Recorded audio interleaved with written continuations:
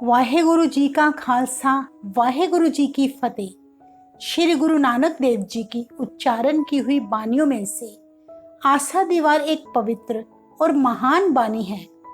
इतिहास में भी दर्ज है कि आसा दीवार बानी के जन्मदाता श्री गुरु नानक देव जी हैं।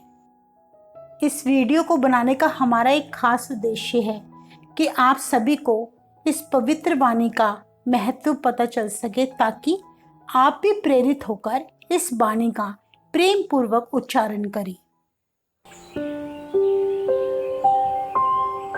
प्रातःकाल श्री जपजी साहिब का पाठ करने के बाद फिर आसा दीवार बानी का सिमरन किया जाता है।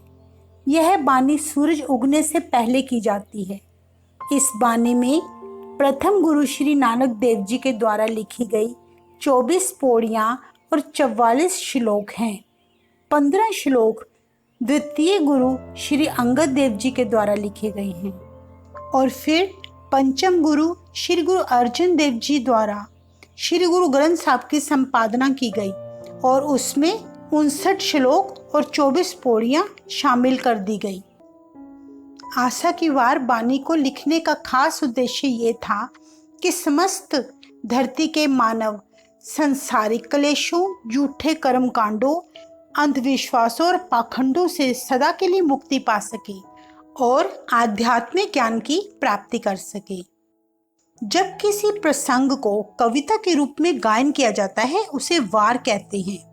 आसा दीवार का अर्थ है उम्मीदों और आशाओं की सीढ़ी। इस बानी के पीछे एक महान राजा टुंडे असराजे की कहानी प्रचलित है।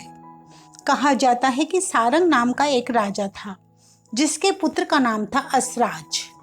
असराज की माता के निधन के बाद राजा सारंग ने दूसरा विवाह रचा लिया। असराज की सौतेली माँ उस बालक को बिल्कुल पसंद नहीं करती थी और वह चाहती थी कि भविष्य में राजगद्दी उसके अपने पुत्रों को मिले।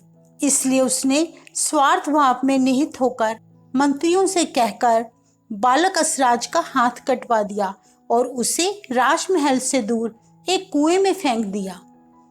वह बालक काफी समय तक तड़पता रहा और तभी कुएं के पास से कुछ व्यापारी जा रहे थे।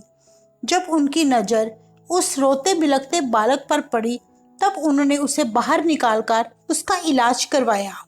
कुछ दिन पश्चात असराज स्वस्थ हो गया।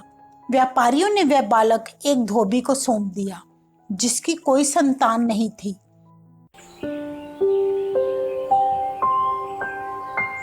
समय बीतता चला गया और असराज बड़ा होने लगा। कुछ समय के बाद उस शहर के राजा की मृत्यु हो गई।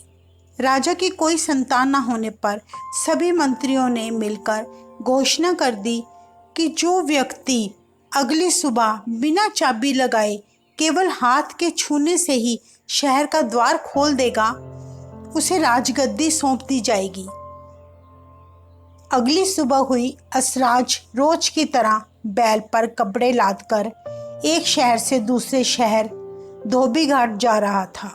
जैसे ही उसने अपने हाथ से दरवाजा खोला, ईश्वर की ऐसी कृपा बरसी कि वह द्वार अपने आप ही खुल गया और उस शहर वासियों को उनका नया राजा मिल गया। कहते हैं कि जिस बेचारे असराज को सभी लोग टुंडा कहते थे वह बड़ा ही कुशल और दयालु राजा साबित हुआ। एक बार राजा सारंग के राज में अकाल पड़ गया। लोग दाने दाने को तरसने लगे। तब राजा असराज ने मुफ्त में ही प्रचुर मात्रा में अनाज को ऊंटों पर लदवाकर राजा सारंग के देश भेजा। जब यह बात राजा सारंग को पता चली कि असराज तो उसका ही पुत्र है, तब उसने बड़े सम्मान के साथ उसको अपने महल में बुलाया और अपना सारा राज सौंप दिया। सौतेली माता को यह बात अच्छी नहीं लगी। उसके अपने दोनों पुत्रों ने नाराज होकर असराज के साथ युद्ध किया, जिसमें उनकी बुरी तरह से हार और असराज की जीत हुई। कहते हैं कि उन दिनों में कीर्तनियों ने टुंडे राजा असराज की कथा की बहुत सुंदर धुनी बना दी और वे जिस राज्य में भी जाते वहां टुंडे असराज की धुनी में उसकी कीर्ति की यश गाथा गा गा कर सुनाते। जब श्री गुरु अर्जन देव जी ने अपने दरबार में कीर्तनियों द्वारा यशगान सुना तो वह धुनी उन्हें बहुत पसंद आई। इसलिए तभी से गुरु जी ने सभी मनुष्यों को आशा दीवार को पढ़ने की हिदायत दी थी। इसलिए जो भी मनुष्य इस पानी को प्रातःकाल स्नान करके सिमरन करता है, उसके सारे शारीरिक और मानसिक दुख समाप्त हो जाते हैं। वह इंसान संसार में रहते हुए भी आध्यात्मिक हो जाता है।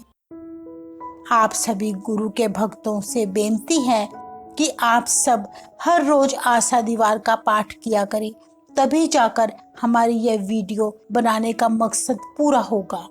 वाहे गुरु जी का खालसा, वाहे गुरु जी की फतेह।